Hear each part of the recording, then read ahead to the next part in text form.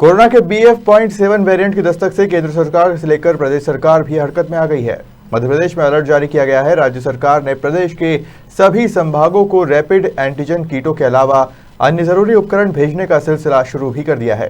जबलपुर में भी कोरोना के BF.7 वेरिएंट को लेकर एहतियात बरती जा रही है।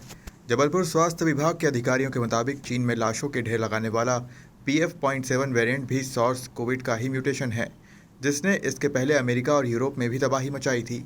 BF.7 वेरिएंट के बढ़ते फैलाव को देखते हुए स्वास्थ्य विभाग ने लोगों से कोरोना का प्रोटोकॉल का पालन करने की अपील की है। Joint director health doctor Sanjay Mishra ने बताया कि फिलहाल स्थानीय स्वास्थ्य महकमा केंद्र और राज्य सरकार से भेजे जाने वाले निर्देशों का इंतजार कर रहा है। स्वास्थ्य और परिवार कल्याण विभाग के क्षेत्रीय संचालक डॉक्टर संजय मिश्रा के मुताबिक कोरोना का मौजूदा वेरिएंट RT-PCR की जांच में भी आसानी से पकड़ में नहीं आ रहा है। केंद्र और राज्य सरकार के स्तर पर कोरोना को लेकर बैठकें चल रही है, जिसमें लिए जाने वाले निर्णय के बाद प्रोटोकॉल का सख्ती से पालन कराया जाएगा।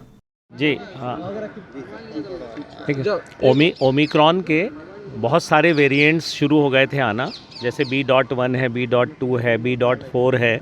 तो वैसे ही अब BF.7 एक वेरिएंट जो अक्टूबर में प्रारंभ हुआ था बेसिकली, क्योंकि इसके केसेस पहले यूनाइटेड स्टेट्स ऑफ अमेरिका में और यूनाइटेड किंगडम में भी मिले थे। और ये जो वेरिएंट है, ऐसा बताया जा रहा है कि इस वेरिएंट के जो इन्फेक्शन से एंटीबॉडीज़ बनती हैं, वो एंटीबॉडीज़ को बहुत आसानी से परीक्षण के द्वारा पकड़ पाना मुश्किल है। इसलिए जैसे हम लोग RT-PCR के द्वारा जो डायग्नोसिस इसकी कर रहे थे, उसमें ऐसा प्रतीत हो रहा है कि प्रारंभिक अवस्था में इसको RT-PCR के द्वारा भी हम लोग पकड़ नहीं पा रहे हैं, जैसा वैज्ञानिक अध्ययन मिला है। और इसके पेशेंट्स हमारे यहाँ, जैसा आपके चैनल्स में ही मिल रहा है देखने की, अहमदाबाद में भी मिले हैं। तो अपने भारत में भी इसका प्रवेश हुआ है, ऐसा प्रतीत हो गया है, क्योंकि पॉजिटिव आए हैं केसेस। और इसके लिए भारत सरकार ने कल एक उच्च स्तरीय मीटिंग भी की थी दिल्ली में, और आज भोपाल में भी इसकी मीटिंग होनी है।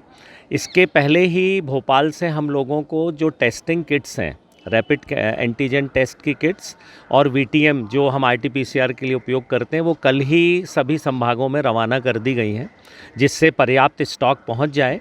और यदि परीक्षण तुरंत शुरू करना पड़े तो संसाधनों की कमी ना होनी पाए। तो सरकार पूरी तरह से सतर्क है, लेकिन वही सबसे महत्वपूर्ण बात है कि आपके माध्यम से मैं यही संदेश देना चाहता हूं कि जो कोविड में हमने प्रोटोकॉल फॉलो किए थे, वो जनता से अनुरोध है, करबद्ध प्रार्थना भी है कि उन प्रोटोकॉल्स का उपयोग बहुत गंभीरता से शुरू कर दें, जिससे कम से कम हम लोग एक दूसरे को संक्रमण से बचा सकें। जबलपुर संभाग में कितनी किट की डिमांड की गई है और क्या अलर्ट देखिए क्या है कि किट्स सेंट्रल सप्लाई में आ रही हैं, तो ऐसा कुछ डिमांड नहीं की गई है। उन्होंने सभी 7 संभागों को समान मात्रा में किट्स भेज दी हैं, VTM वायल भेज दी और रैपिड किट भेज दी हैं। क्या था, हम सभी जानते हैं कि चूंकि केसेस की संख्या इतनी कम हो गई थी कि सरकार को ऐसा लगा, क्योंकि एक्सपायरी डेट्स का भी ध्यान रखना पड़ता है वैक्सीन का, कंपनियों ने भी वैक्सीन बनाना कुछ कम कर दिया था। तो अभी हमारे पास कोवैक्सीन उपलब्ध है, और अब मुझे ऐसा लगता है कि जल्द से जल्द कोविशील्ड और कॉर्बावैक्स, ये दोनों भी सरकार सप्लाई करना शुरू कर देगी।